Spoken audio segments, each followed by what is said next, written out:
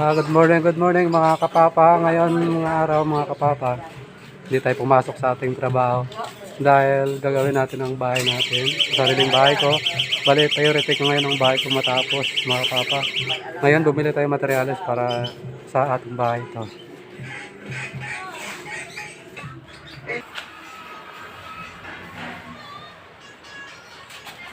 Yan mga kapapa, yung buhangin natin. Yan. Ano ito? Yan. Pa malapit na mga kapapa matapos to. Lalagyan na natin kwarto.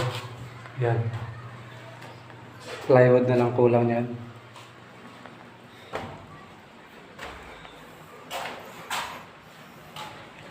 Itong bintana, lagyan na lang natin to jealousy. Meron na tayo jealousy dyan. Sa kurente na lang wala. Pag may kurente na, saka natin ikakabit. Mga kapapa yan. Kunti na lang kulang, matatapos na. Mga kapapa. Mga kapapa. Shoutout pala sa inyo kung lahat-lahat. Nahingal tayo. Sa lahat ng mga followers ko, viewers ko. Maraming salamat sa iyong pagpanonood, sa walang sawang pagsuporta sa akin.